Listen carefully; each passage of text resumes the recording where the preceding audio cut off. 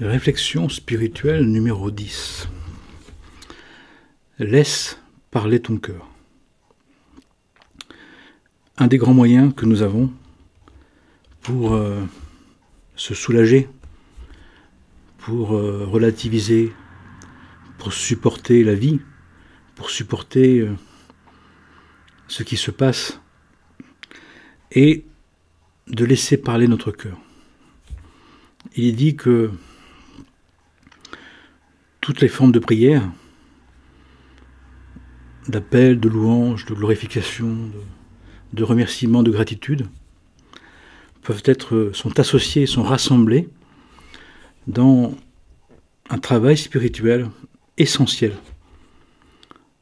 qui nous est demandé de faire au quotidien. C'est de prendre un temps, seul avec Dieu, et de laisser parler notre cœur. De laisser parler ce qu'il y a sur le cœur pour qu'à un moment donné, on puisse parler à cœur, par le cœur. Pas par cœur, mais par le cœur. Le travail spirituel est nécessaire. C'est non négociable.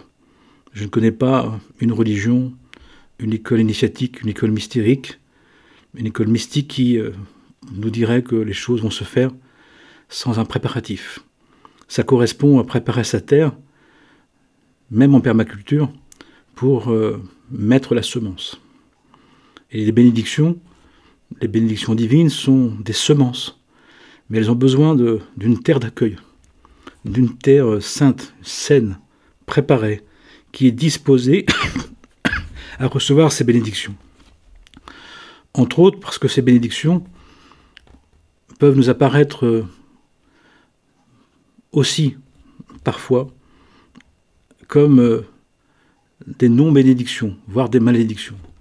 Il y a des vérités spirituelles, il y a des bénédictions divines qui peuvent apparaître dans notre vie, pour notre moi, pour notre ego, pour notre personnalité, comme des malédictions. Tout simplement parce que ça dépasse notre entendement. Parce que notre ignorance, notre oubli a fait que on pense que ce qui est bon est ce qu'on considère de bon. Mais il y a des choses dans nos vies qui se sont passées de bon ou de très bon qu'on n'avait pas prévu, qu'on n'avait pas voulu, qui s'est imposé, et pourtant qui étaient de véritables bénédictions. Il y a des décisions, il y a des ordres, des obligations, des empêchements qui sont vraiment de véritables bénédictions. Et donc pour recevoir ces bénédictions qui peuvent donc nous apparaître pas seulement comme des choses bonnes pour nous, nous avons à les préparer. Et dans les temps dans lesquels nous sommes, nous avons un couteau suisse. Nous avons la possibilité à tout instant, dans le secret de notre cœur, au quotidien, de parler à cœur, de parler avec notre cœur, de parler de manière à ce que nous disions de laisser parler notre cœur, de manière à ce que cet épanchement de l'âme, cet épanchement de l'être puisse justement libérer les tensions, supprimer les cogitations, adoucir les sensations, les émotions, les affections, pour les affects, pour nous permettre à un moment donné, un tant soit peu, même pas, de vivre la présence du divin. Ce qui veut dire que la présence du divin est déjà là, est déjà présent. Nous devons le savoir. Le divin est là, il est dans notre cœur. Si on nous dit que je suis là, qu'il est là-haut ou qu'il est là-bas, n'y allez pas. Le royaume de Dieu est au-dedans de vous. Dans notre cœur, dans l'écrin du cœur, il y a la perle de sainteté, la sainte perle, la notion de la perle, du précieux, du cristal, du Christ de Dieu, du Christ, du cristal. Cristal masculin, cristal féminin. C'est-à-dire, le divin est déjà là, mais il est recouvert, il est atténué, il paraît absent, il paraît non présent, lointain, là-haut, là-bas, tout simplement parce que sur le cœur, tout autour du cœur, il y a des couches, il y a des conques, il y a des coquilles, il y a des voiles, il y a des membranes, il y a des mondes virtuels, des mondes imaginaires, des conceptions, des imaginations, des sensations, des émotions, qui recouvrent cette dimension royale, mais que nous avons tous.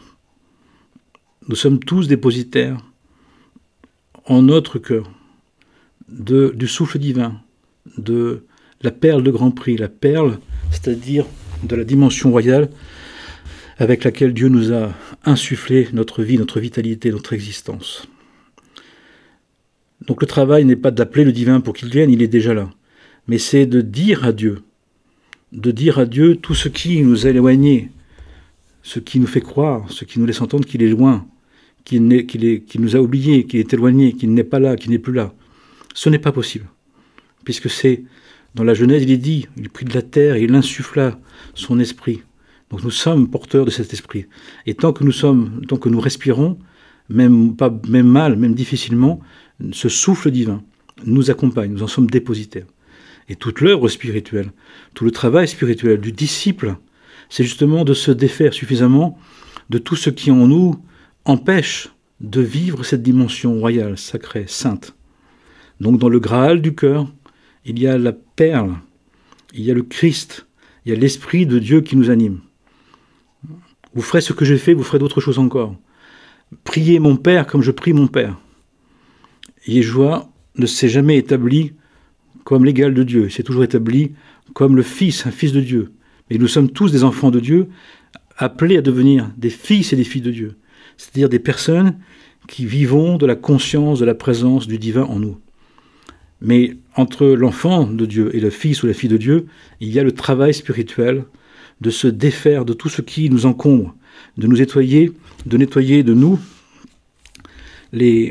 tous les vices, tous les manques de vertu, les déficiences, de nettoyer les trois poisons, les trois membranes, les trois voiles principaux qu'il y a sur le cœur.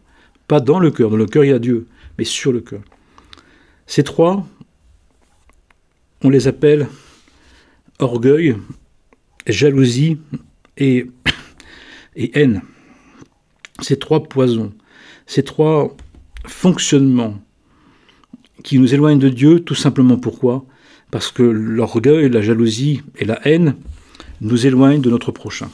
Et que le premier commandement est comme le deuxième commandement.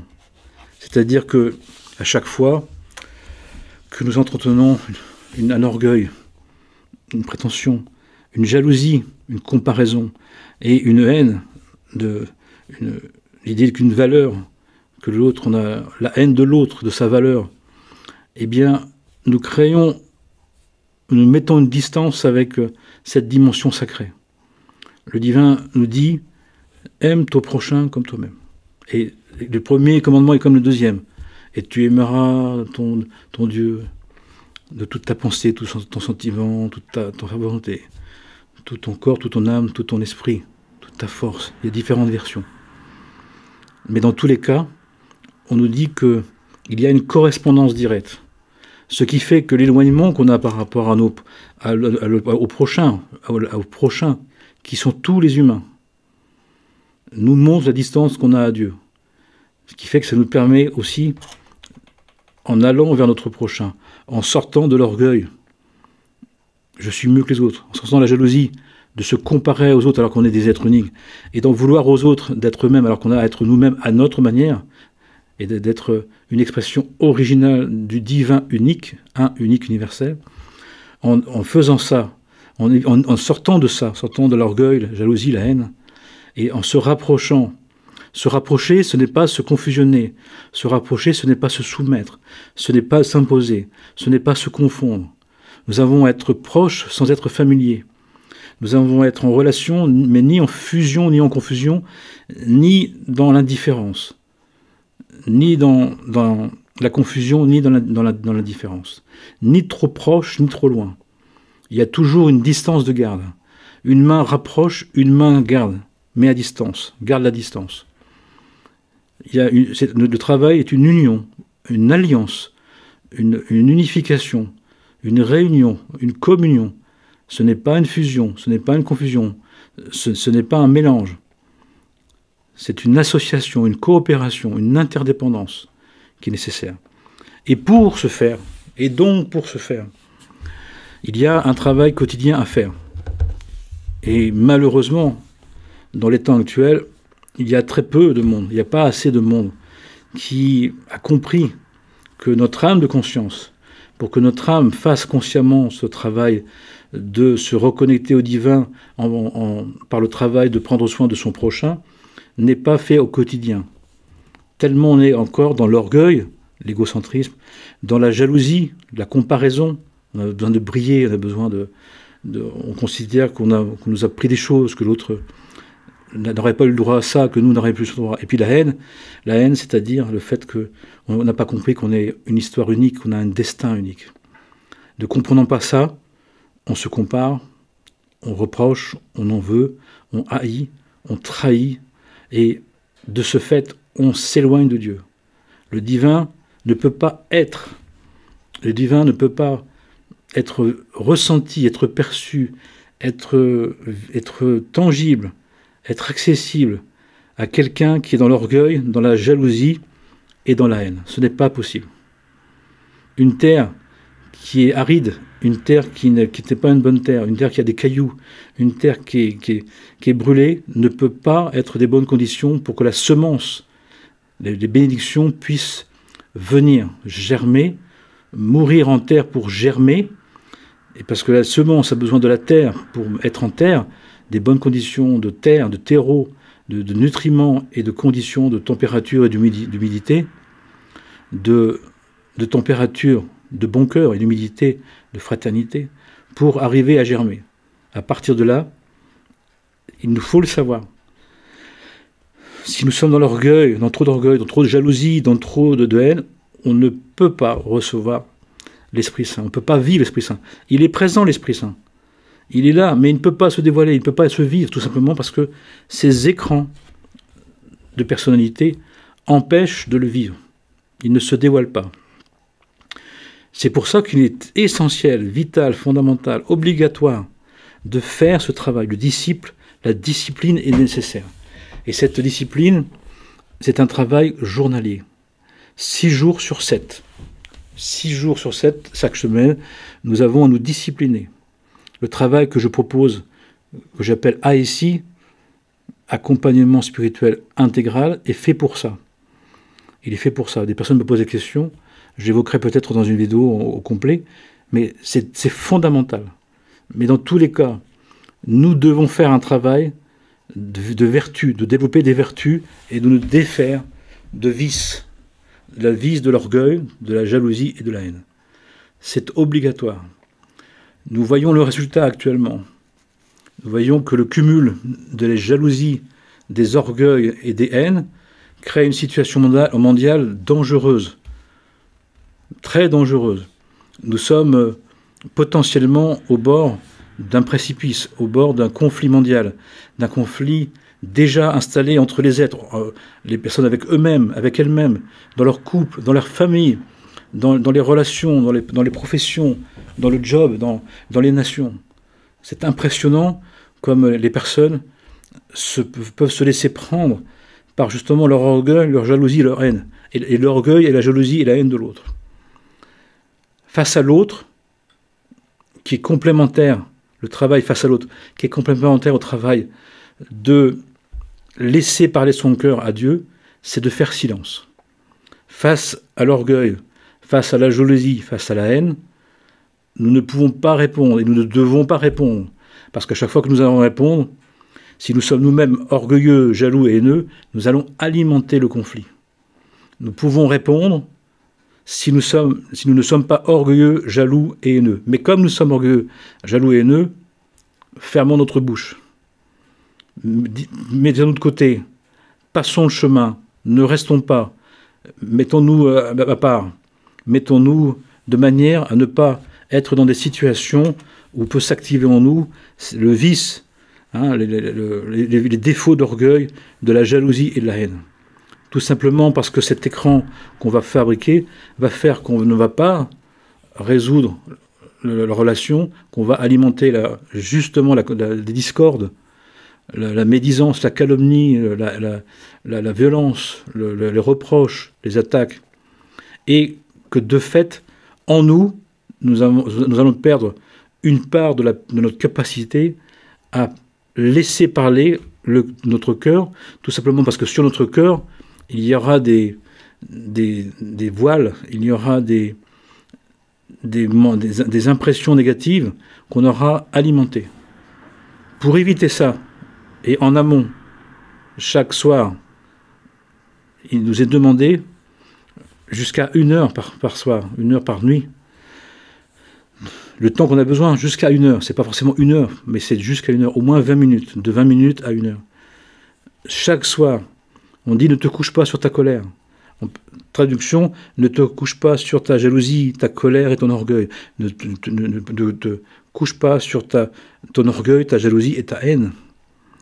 C'est-à-dire sur toutes les formes d'idolâtrie que tu aies pu avoir. Et donc pour ça, on parle à Dieu. Seigneur, d'abord je vais te dire à toi ce que j'ai sur le cœur. De négatif, de mauvais, de haineux, d'orgueilleux, de jaloux. On le dit, mais on le dit à la seule personne qui peut l'entendre et qui ne portera pas préjudice, qu'on ne pourra pas utiliser contre nous, qu'on ne pourra pas utiliser contre l'autre. C'est à Dieu, à notre Père, à notre Dieu, Père sagesse et Mère intelligence, à notre Dieu qui est aux cieux. Et ensuite, au bout d'un moment, quand on a vraiment dit ce qu'on a sur le cœur, à un moment donné, ça nous permet de réaccéder, la porte du cœur s'ouvre à nouveau.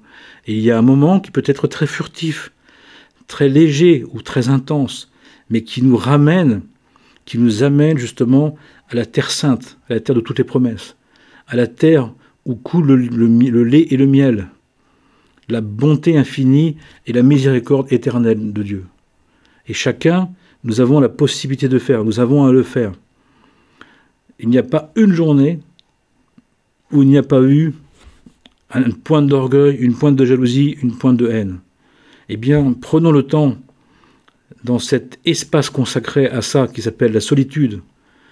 Notre solitude ne doit être habitée et ne peut être habitée que de cette parole à cœur, par le cœur à Dieu.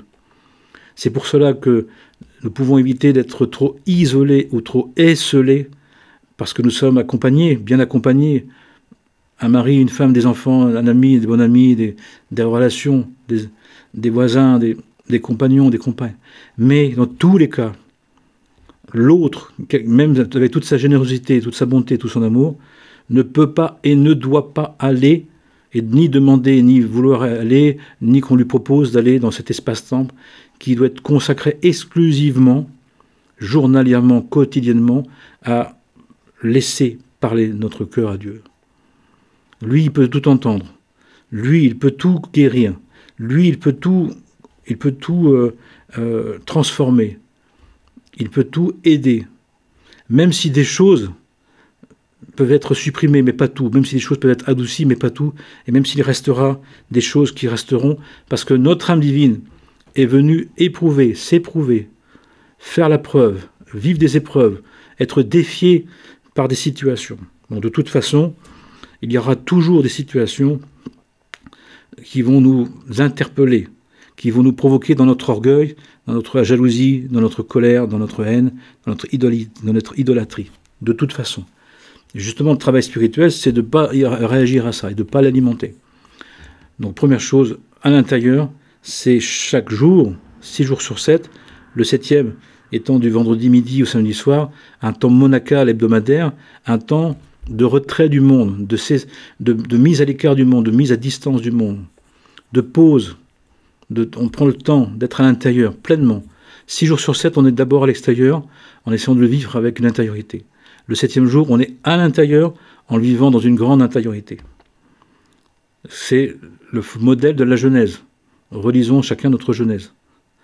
Et le 7e jour, il s'arrêta et il regarda et il vit que c'était bon et très bon. Bon, très bon, tout bon et très bon. Et donc intérieurement, il y a ce travail de laisser parler le cœur à Dieu. C'est un apprentissage d'oser parler à Dieu. Dieu est ce qui est le plus proche. Le maître soufi dit, il est plus proche que ta propre veine jugulaire. Tous les êtres, les réveillés, les éveillés, les mystiques, les accomplis, les prophètes, on a tous parlé du divin comme étant présent dans notre cœur, déjà présent. Donc ne le cherchons pas là-haut, là-bas, dans des circonstances extérieures qui seraient soi-disant favorables. Il n'y a pas de circonstances extérieures qui sont plus favorables que l'autre. On peut très bien, dans des circonstances extérieures très favorables, et de ne pas laisser parler son cœur. Et c'est tout le travail. Maintenant, on peut avoir des circonstances favorables, agréables, pour faire ce travail-là. Mais souvent, très souvent, la plupart des êtres, c'est au beau milieu du chaos, de la difficulté, de la lassitude, de la mélancolie, de la tristesse, de la désillusion, qu'à un moment donné, justement, ils arrivent à lâcher enfin l'orgueil, la jalousie, la haine, la colère, pour enfin arriver à parler ou à laisser parler ce qu'il y a sur le cœur, et à un moment donné, que ça se vide, que ça se nettoie, que les égouts de l'ego soient nettoyés, et qu'à ce moment-là, eh bien, on accepte notre place. On arrive à parler à Dieu, et on entend, on reçoit. Entendre, c'est percevoir, c'est vivre, c'est ressentir. C'est un ressenti spirituel. C'est pas forcément un ressenti, c'est un ressenti de l'âme, pas forcément un ressenti de la personnalité. La conséquence de faire ça régulièrement, c'est qu'on va accepter notre place. On va accepter notre rôle. On va accepter notre valeur, qui est unique, qui est particulière, qui est différente, qui ne peut pas être comparée, en sachant que chaque être humain est donc une pierre précieuse, un être précieux, un être divin. D'où le respect qu'on a à avoir mutuellement. Même si on ne se comprend pas, surtout si on ne se comprend pas, même si on ne s'aime pas, même si on se déteste, même si on se haït, pour autant je te dois le respect parce que Dieu t'a créé. Je ne sais pas pourquoi, ça ne me convient pas, je n'aime pas, mais Dieu t'a créé, je te dois le respect parce que tu es une créature de Dieu au même titre que moi, que chacun d'entre nous. Donc, ayons un bon cœur, ou pour avoir un bon cœur, laissons parler de notre cœur. C'est un travail quotidien que nous avons à faire volontairement. Il y a des choses qu'on ne peut pas dire aux autres. Il y a des choses qu'on ne peut pas partager. Il y a des choses que même si on partage, il n'y aura pas de solution humaine. Il n'y aura pas suffisamment d'écoute ou d'attention humaine. Il y a une part de nous, même si elle est aimée, même si elle est écoutée, même si elle est entendue, elle ne pourra pas accepter et bien vivre le fait qu'un être humain nous entende. C'est peut-être que Dieu qui nous reçoive vraiment et qui nous aime. Amen et Amana, que la paix soit sur nous, en nous et tout autour de nous, pour le bien de tous les êtres. Shalom, salam, Amen. La paix.